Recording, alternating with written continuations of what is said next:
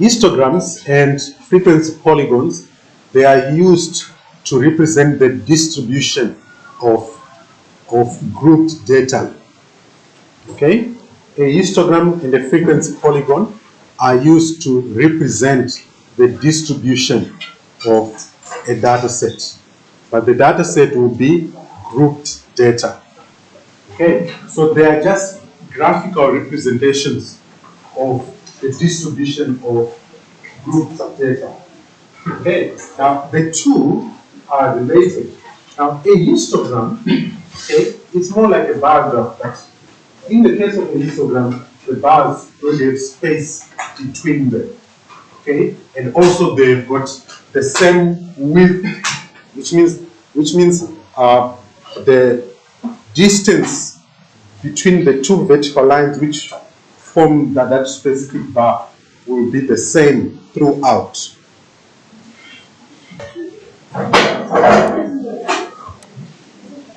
Alright, so normally you'll be given a frequency table.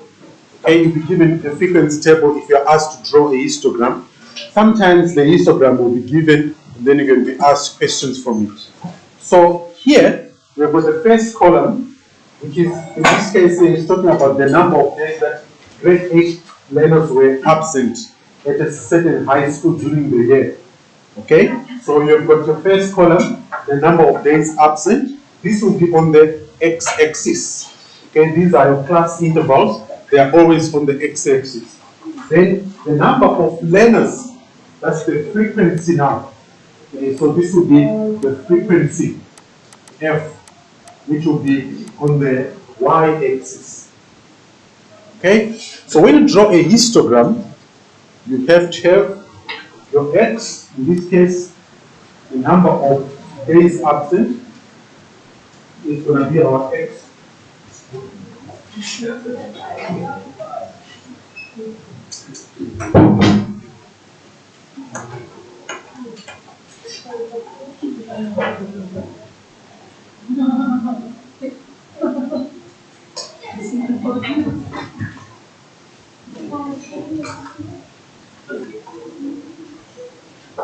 So we've got our x there, which is the number of days absent, which is also our class interval, and then the second column, the number of learners, that's our frequency.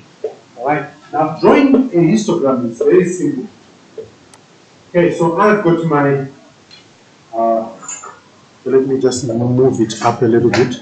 So I've got my grid here, which we normally provide you with the grid, okay, to make your life a little bit easier. We normally provide you with a grid. Okay, so I've got my grid. So I'm going to start with the first class interval, 0 to 5. Okay, the frequency or the number of learners is 34. Let's get on. So, if I want to draw, okay, I've got my grid, right? Fortunately, in my case, I can use my tools here to draw lines. So I've got that. Right, so if I go back to first class interval, it's from 0, okay, from 0 to 5, the frequency is 34. Okay, so I'll go to 34 here. 34 will be somewhere there.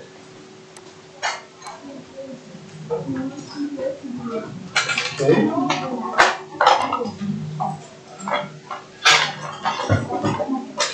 So that's my first bar there. Then the second one is from 5 to 10, and the frequency is 45. 5 to 10.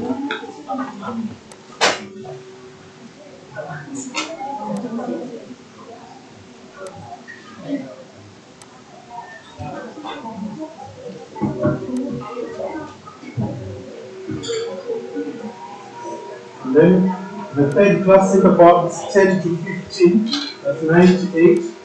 98 is right at the top.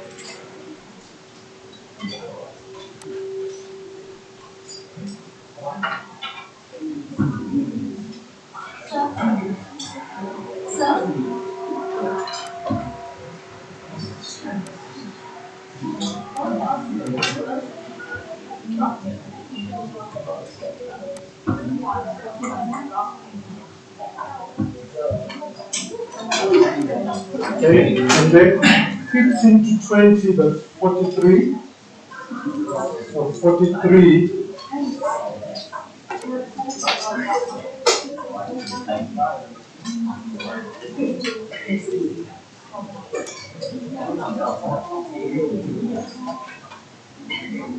Okay, and then 20 to 25, that's 7.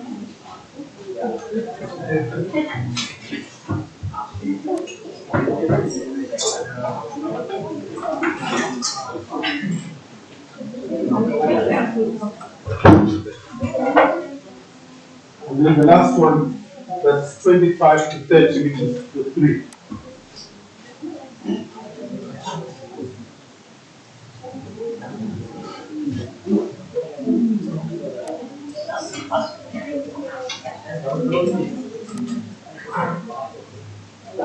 Okay, so that's my histogram there.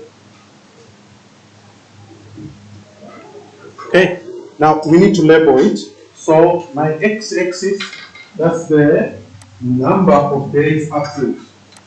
Okay, so I can label here number of days absent.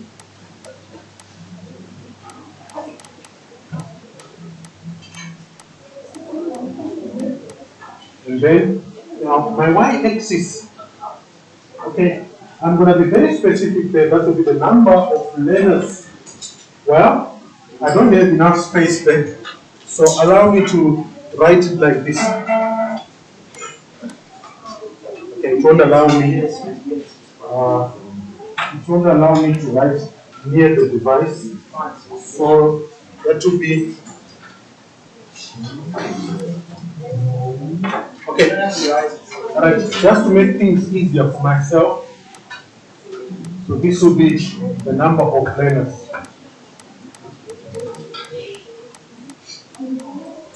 Okay, so your y-axis, that's the number of learners. X-axis, that's the number of days absent. Okay, so that's the histogram. Now, a histogram is different from a bar. A bar graph is a space between the bars. With a histogram, there's no space. Okay, those of you who do life sciences, sometimes in life science they may ask you to draw a bar graph. Okay, it's not a histogram. Okay, all right.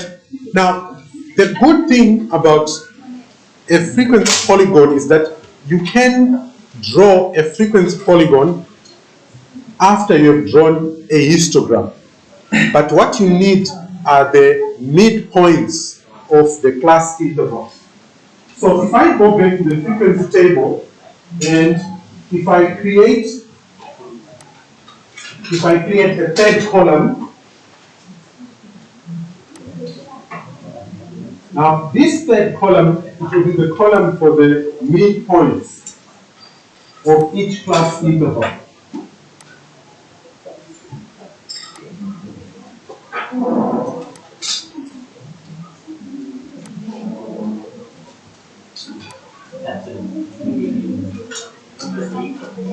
Okay, so here I'm going to add midpoint. So that will be the column for the midpoint. Okay, now remember, how do you calculate the midpoint? No, but that's the total.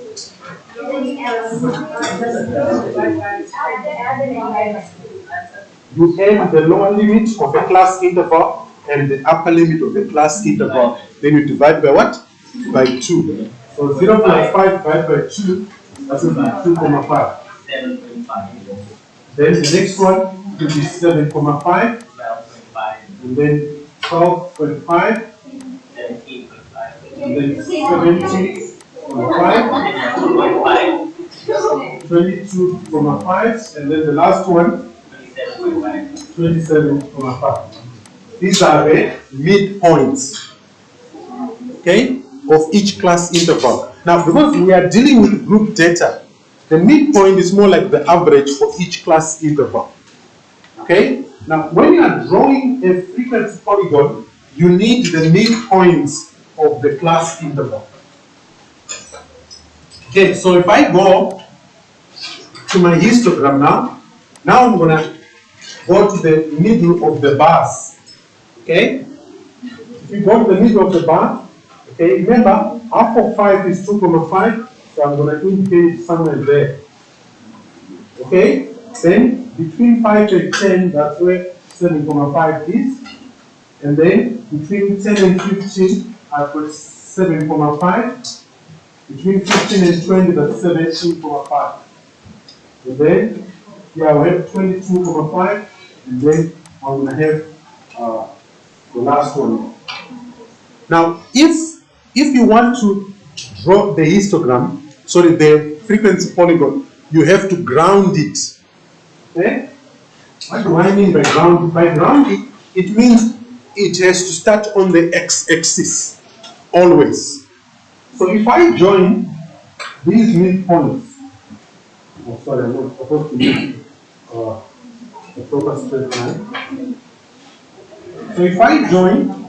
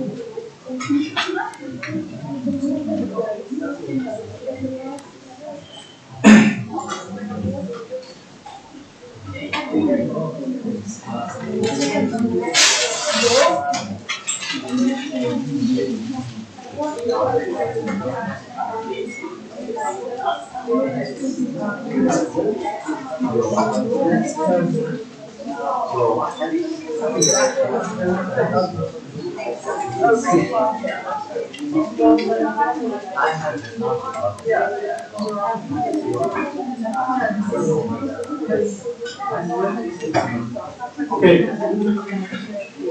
So if I join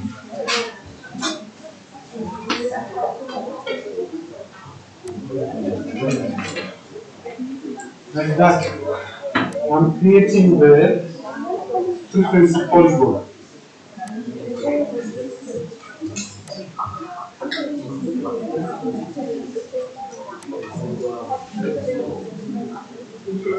Okay. Now we need to ground the frequency polygon. So what you do to ground it, in this case here, this point where I first started, right? I need to join it with 0. The main reason is because our class interval starts from 0. Okay, our class interval starts from 0. So 0 is included, therefore I need to join this point to the origin. Okay? It's not perfect, it's not allowing me. Let's see if I can move it.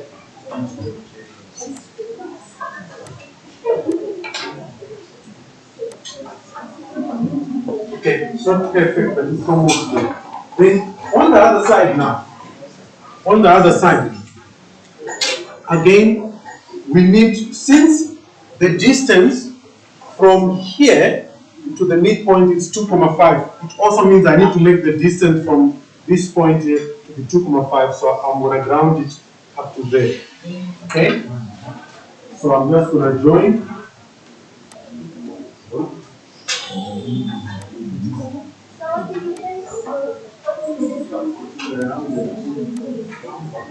So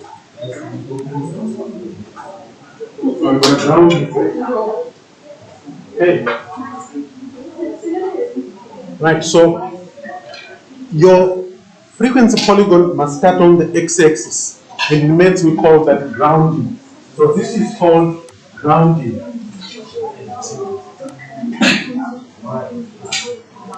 Okay. So it's grounded there, it's also grounded there. By grounding we are saying we are starting on the x-axis. Okay. Now with this frequency polygon, you can determine the skewness of the data set from the frequency polygon. Okay, it can give you an idea, the frequency polygon and also the histogram itself. It can tell you whether the data set is skewed to the left or it is skewed to the right. Okay, generally drawing a histogram can carry marks. Okay, yeah, there cannot be lots of marks. Okay, so this is very easy. Any question? Any question? Okay, if I were to ask you by observation, is the data set skewed to the left or to the right?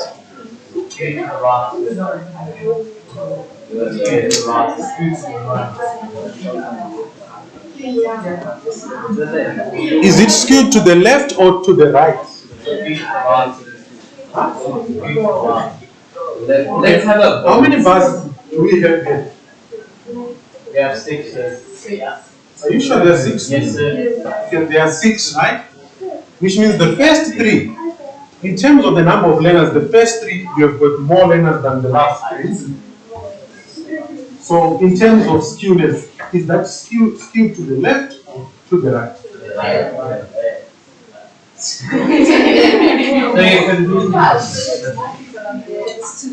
Look here.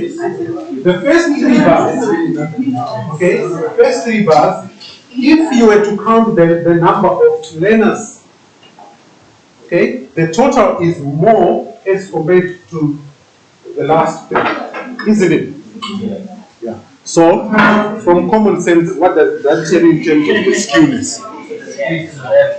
To be skewed to the what? To the left. But we are going to test that later on.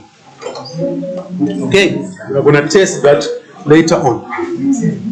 All right, which is used to determine the distribution of a data set. Okay, so with your Ogive, you can be able to determine the distribution of a data set, right? It is also called the cumulative frequency graph. The cumulative frequency graph. So it has got 2 names. Okay, the most common one is Ogive, or you can just call it the cumulative frequency graph. Now, if you want to draw an Ogive, okay, first thing you need to know that the shape is S-shaped. The shape always looks like this. It's S-shaped, like that. The shape looks like that. Okay? When you draw it, you use freehand. Okay? You use what? Freehand. Now, in order for you to draw an Ogive or a cumulative frequency graph, you will be given a frequency table. So, okay, on my board here, we have got a table with 2 columns. The first column is for the class in red. Don't worry about what class is for, right? And then the second column is for the frequencies. Okay, so obviously this column here is going to have your class intervals. Then the second column is going to have your frequencies. Now, with the Ogive now, you need to also have 2 more columns. The third column can be for what's called the cumulative frequency. Cumulative frequency means you add consecutive what? Frequencies. Okay? So, we have got our frequency here, then we have got our class intervals in the first column. Now, if I want to get the first cumulative frequency, it's always equivalent to the first frequency. Okay, so these 3 here, you just copy it as it is, you plug it in there. No thinking there. Right? Then, to get the second cumulative frequency, you add the first cumulative frequency and the second frequency. Then you get 8. To get the third cumulative frequency, you add the 8 and the third frequency, you get 20. Then to get the 26, you just add the 20 plus that 6, and then you carry on. Now, always the last value of your cumulative frequencies must be equal to the total of the frequencies. Always. Okay? Also, the first cumulative frequency will always be equal to the first value of the frequency column. Okay, this is very simple. Okay, once you have your cumulative frequencies now, you need a fourth column, okay, whereby you now need to determine the points to plot. What points to plot on the order? Now, the points to plot now, you take the upper limit of each class interval. Like in this case here, the upper limit, these are the upper limits. Okay, so 100, 200, 300, 400, and 500, we call them the upper limits of a class interval. Okay, we call them the upper limits of a class interval. Okay, so you check the upper limits. Those upper limits will become your x value. So they must be on the x-axis. Then, in order for you to plot your y values, you then take the frequency values that are in that column. Those will become your y values. Okay? Sorry, I made a mistake. You take the cumulative frequency values, not the frequencies. So you take your frequencies, all these values here, okay? Those ones will become your y values. So this 3 is the same as that, this 80 is the same as that, this 20 is the same as that 20, 26 is the same as that, 30 is the same as that. Then you now have your ordered pairs now, your x and what? And y. Okay? So your upper limits will be your x values. The cumulative frequencies will be your y values. Then you just take those values to a grid. Okay? So the grid now looks like this. So the first value, x is 100, y is 3. X is 100, y is 3. So this will be the point now. So that's the point. X is 100, y is 3. Then the second one, you've got x is 200, y is 8. So 200, y is 8, it will be somewhere there.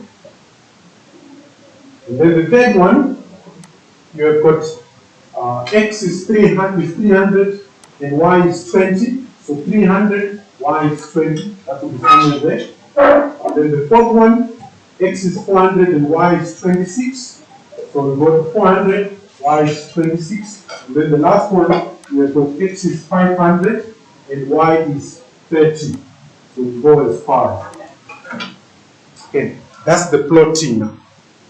Then you need to ground the ogive. So it means it has to start on the x-axis. Now, the way you ground an ogive, there are two scenarios. Sometimes you can ground at the origin, or sometimes you can ground at a point away from the origin. So how do you know any of those two cases? So what you do, you go to the table now. You go to the lower limit of the first class interval. It says 0. Okay? The lower limit of the first class interval will give you a hint as to how you are going to ground your ogive. What this means is I have to start at the origin. So you go to the origin here. Okay? If say there was a value which was more than 0 here, then it means that my ogive will start from a point away from the origin. So in this case, we start from the origin, so I have to ground it. Alright? The ogive does not start on the y-axis. It always starts at the origin or at a point along the x-axis. Then you take your free hand, no ruler. Okay? You join the points. Free hand. Okay?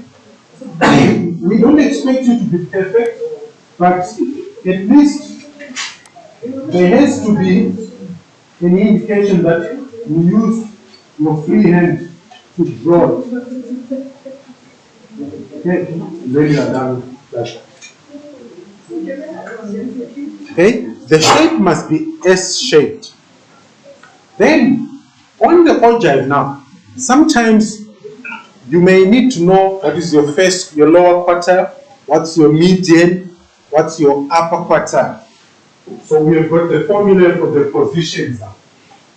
Okay? Please do yourself a favor, because you don't know, maybe your November examination this might come. Yes. So will the lower limits always be included? The lower limits will always be included. What do you mean there?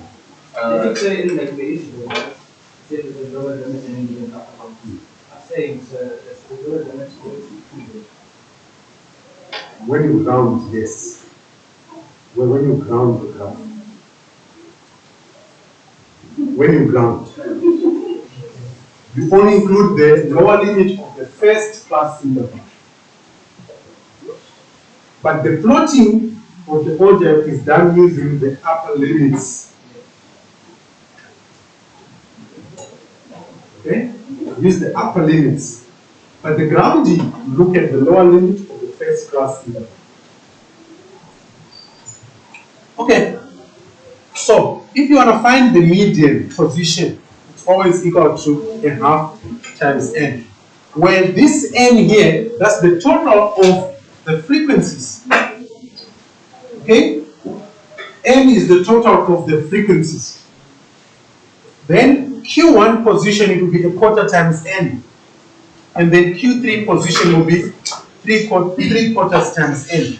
Now, it's important, okay, for you to know that your quartiles, you always get them on the x-axis, but their positions will be on the y-axis.